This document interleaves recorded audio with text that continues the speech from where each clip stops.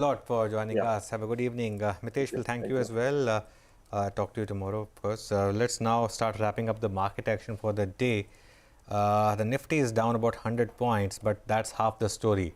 From the highest point, the Nifty slipped well over 200 points. The Bank Nifty from the highest point slipped well over 500 points. You know, the point I keep repeating, the last hour is the most important hour for the market because the market's vulnerable to these kind of moves on both sides.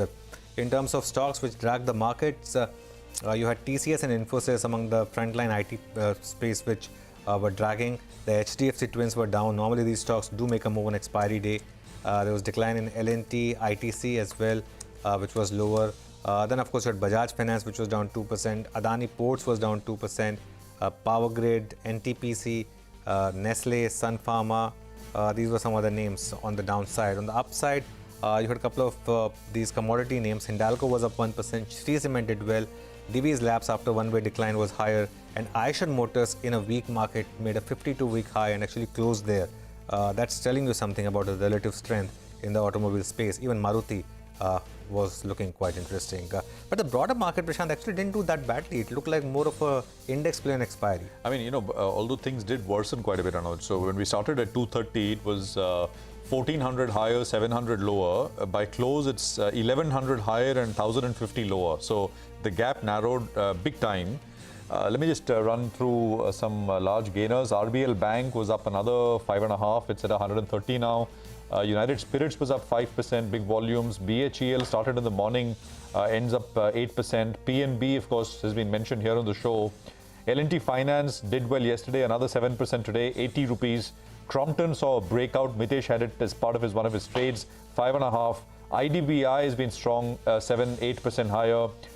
Time Techno Plus about 9.5% in the green. Kirloskar Engines 10.5% higher. IDFC was up, is at almost about 65, 66 today. Uflex 5.5%, and so on and so forth. Actually, lots of gainers, smaller mid caps and smaller mid caps, which did well on terrific volumes today. Long list. Nigel.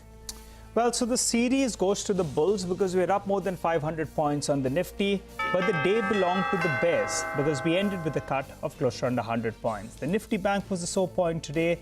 That from being the big outperformer was the underperformer by the time we wound up. It ended with a cut of close to 0.5%. And the breadth of the market as well, that was firmly in favor in the number of stocks advancing.